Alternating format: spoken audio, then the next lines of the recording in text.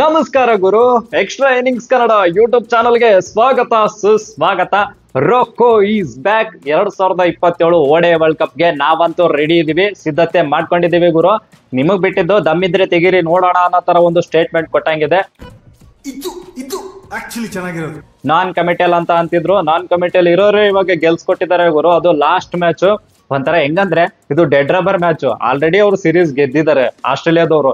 ಈ dead rubber match ನಮ್ಗೆ best match ಅನ್ನೋ ತರ ಒಂದು ಫೀಲ್ ಆಯ್ತು ಗುರು. ಯಾಕಂದ್ರೆ ರೋಕೋ ಕಡೆಯಿಂದ ಆ ತರ ಒಂದು ಜೊತೆ ಆಟ ಬಂತು. 2106 ದಿನಗಳ ನಂತರ ಒಂದು ಜೊತೆ ಆಟ ನೋಡ್ದಂಗಿದೆ ನಮ್ಮ ರೋಕೋ ಕಡೆಯಿಂದ. 168 ರನ್ಗಳ ಜೊತೆ ಆಟ ಬಂದಿದೆ ಗುರು. ಕ್ರೇಜಿ ಅಂದ್ರೆ ಕ್ರೇಜಿ, ಅನ್ಬಿಲಿಯಬಲ್ ಬ್ಯಾಟಿಂಗ್ ಇಬ್ರು ಕಡೆಯಿಂದ. ಒಂದು ಸ್ಟಾಲ್ ವಾರ್ಡ್ಸ್ ಇಬ್ರು ಸೂಪರ್ ಬ್ಯಾಟಿಂಗ್ ಮಾಡಿದ್ರು ಇಬ್ರು.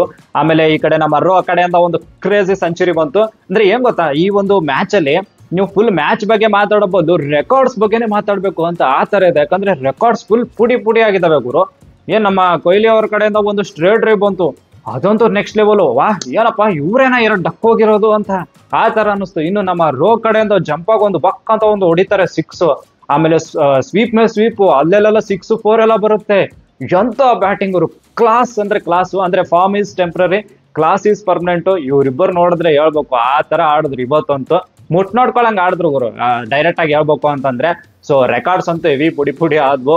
ಒಂಥರ ಮಜಾ ಇತ್ತು ಮ್ಯಾಚ್ ಅಂತೂ. ನಾನಂತೂ ಬ್ಯಾಟಿಂಗ್ ಒಂದು ಆ ಕಡೆ ಈ ಕಡೆ ಕಣ್ಣು ಹಿಂಗ್ ಮಾಡಿಲ್ಲ ಗುರು, ಆ ತರ ನೋಡ್ತಾ ಇದ್ದೆ.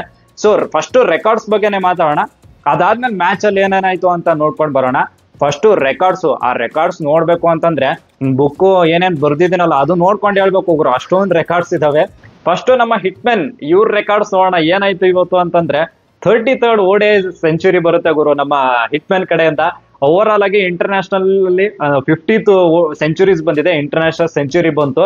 ಆಮೇಲೆ ಏನಪ್ಪಾ ಅಂದ್ರೆ 12 ಟೆಸ್ಟ್ ಸೆಂಚುರೀಸ್ ಇದೆ, 33 ಓಡೆ ಇದೆ. ಇನ್ನು T20 5 ಇದಾವೆ ಗುರು. ಸೊ ಈ ತರ ನೋಡಿದ್ರೆ ಒಂದು 3 ಫಾರ್ಮ್ಯಾಟ್ ಅಲ್ಲಿ 5 ಅಥವಾ 5ಗಿಂತ ಹೆಚ್ಚು ಒಂಥರ ಶತಕಗಳನ್ನು ಹೊಡೆದಿರುವ ಯಾರಾದ್ರೂ ಒಬ್ರು ಪ್ಲೇಯರ್ ಇದಾರೆ ಅಂತಂದ್ರೆ ಅದು ನಮ್ಮ ರೋ ಅಂತ ಹೇಳ್ಬೋದು ಗುರು. ರೋಹಿತ್ ಶರ್ಮಾ ಒಬ್ರೇ ಇದಾರೆ 3 ಫಾರ್ಮ್ಯಾಟ್ ಅಲ್ಲಿ 5ಕ್ಕಿಂತ ಹೆಚ್ಚು ಸೆಂಚುರೀಸ್ ಹೊಡೆದಿರೋರು ಅಂತ.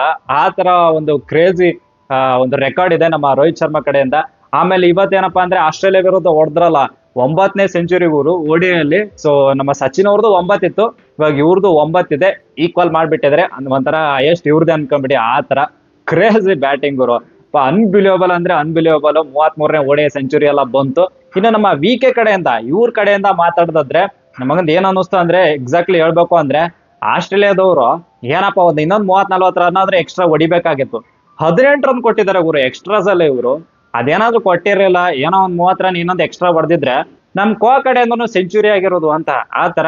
ಬಟ್ 74 ರನ್ ಕ್ರೇಜ್ ಆಗಿ ಹೊಡೆದಿದ್ದಾರೆ. 74 ಅದು ಅಜಯರ್ ಆಗಿ ಹೊಡೆದಿದ್ದಾರೆ ಗುರು, ಅದೊಂಥರ ಕ್ರೇಜಿ ಅನ್ನಿಸ್ತು. ಈ ಕಡೆ ನಮ್ಮ VK ಕಡೆಯಿಂದ 75th ODI 50. ಆಮೇಲೆ 70ನೇ 50 ಯಾವ ತರ ಬಂದಿದೆ ಅಂತಂದ್ರೆ ಚೇಸಿಂಗ್ ಅಲ್ಲಿ 70 ಬಾರಿ 50 ಹೊಡೆದಿದ್ದಾರೆ ಗುರು. ಚೇಸಿಂಗ್ ಅಲ್ಲಿ 70 ಬಾರಿ ಅಂದ್ರೆ ಏನ್ ಕತೆ ಅಂತ, ಅದಕ್ಕೆ ಚೇಸ್ ಮಾಸ್ಟರ್ ಅಂತಾರೆ. ಯಾಕಂದ್ರೆ ಇದಕ್ಕೆ 69 ಇತ್ತು ಗುರು ಸಚಿನ್ ಅವ್ರದ್ದು. ಆ ರೆಕಾರ್ಡ್ ಪುಡಿ ಮಾಡಿ 70 ಬಂದಿದೆ ಇವಾಗ. ಅನ್ಬಿಲಿಯಬಲ್ ಗುರು, ಅನ್ಬಿಲಿಯಬಲ್ ಅಂದ್ರೆ ಅನ್ಬಿಲಿಯಬಲ್. ಆಮೇಲೆ ಆಸ್ಟ್ರೇಲಿಯಾ ವಿರುದ್ಧ ಅತಿ ಹೆಚ್ಚು ಓಡಿಯಲ್ಲಿ 50+ ಸ್ಕೋರ್ ಹೊಡೆದಿರೋರು ಯಾರಪ್ಪ ಅಂತ ಕೇಳಿದ್ರೆ ನಮ್ಮ VK ಅವರೇ ಅಂತ 24 ಏನೋ ಬಂದಿದೆ. ಆಮೇಲೆ ಇನ್ನೊಂದು ನೆಕ್ಸ್ಟ್ ಕ್ರೇಜಿ ರೆಕಾರ್ಡ್ ನೋಡೋದಾದ್ರೆ 14,234 ರನ್ ಹೊಡೆದಿದ್ರು ಸಂಗಕ್ಕರ್ ಅವರು.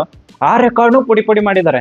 ಇವಾಗ ಸೆಕೆಂಡ್ ಲೀಡಿಂಗ್ ಓಡೆ ರನ್ ಸ್ಕೋರರ್ ಯಾರು ಅಂದ್ರೆ ನಿಮ್ಮೆಲ್ಲರ ನೆಚ್ಚಿನ ಕಿಂಗ್ ಕೊಹ್ಲಿ ಅಂತ ಹೇಳ್ಬೇಕು ಗುರು. ಸೊ ಈ ತರದ್ದೆಲ್ಲ ರೆಕಾರ್ಡ್ಸ್ ಇವತ್ತಂತೂ ಹೆವಿ ರೆಕಾರ್ಡ್ಸ್ ಎಲ್ಲ ಪುಡಿ ಆಗಿದಾವೆ. ಇಬ್ಬರ ಕಡೆಯಿಂದ ಜೊತೆ ಆಟನು ಹಂಗೆ ಬಂದು ಸೈಕಾಗಿ ಆಡಿದ್ರು ಗುರು. ಕೊನೆಯಲ್ಲಂತೂ 9 ವಿಕೆಟ್ಗಳ ಅಂತರದಿಂದ ನಮ್ಮ ಭಾರತ ತಂಡ ಗೆದ್ದಿದ್ದಾರೆ. ಏನಂದ್ರೆ 3-0 ಮಾಡಕ್ ಬಿಡ್ಲಿಲ್ಲ, ತಡೆದ್ರು. 2-1 ಆಗಿದೆ. ಆಸ್ಟ್ರೇಲಿಯಾ ವಿರುದ್ಧ ನಾವು ಯಾವತ್ತೂ ಕ್ಲೀನ್ ಸ್ವೀಪ್ ಮಾಡ್ಕೊಂಡಿರ್ಲಿಲ್ಲ, ಸೊ ಅದನ್ನ ತಡೆದ್ರು, ಅದನ್ನು ಖುಷಿ ಆಯ್ತು. ಆಮೇಲೆ ನಮ್ಮ ರೋಕ ಕಡೆಯಿಂದ ಬಂತಲ್ಲ ಗುರು, ಅದು ಒಂಥರ ನೆಕ್ಸ್ಟ್ ಲೆವೆಲ್ ಖುಷಿನೇ ಕೊಡ್ತು ಅಂತ. 9 ವಿಕೆಟ್ಗಳಿಂದ ಭರ್ಜರಿ ಜಯ ಗಳಿಸಿದರೆ ನಮ್ಮ ಭಾರತ ತಂಡ.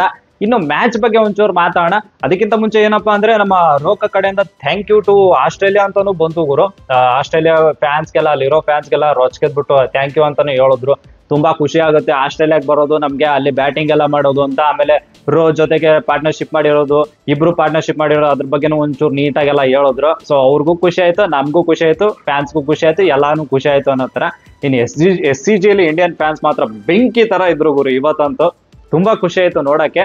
ಸೊ ಪಂದ್ಯಕ್ಕೆ ಬರೋಣ. ಇನ್ನು ಪಂದ್ಯಕ್ಕೆ ಬರೋದಾದ್ರೆ ಈ ಕಡೆ ನಮ್ಮವ್ರದಂತೂ ಟಾಸ್ ಗೊತ್ತಾಗ್ಬಿಟ್ಟಿದೆ. ಅಂದ್ರೆ ನಾವು ಹೆಡ್ ಹೇಳಿದ್ರೆ ಟೇಲ್ ಬೀಳುತ್ತೆ, ಟೇಲ್ ಹೇಳಿದ್ರೆ ಹೆಡ್ ಬೀಳುತ್ತೆ, ಅದಂತೂ ಕನ್ಫರ್ಮ್ ಆಗ್ಬಿಟ್ಟಿದೆ.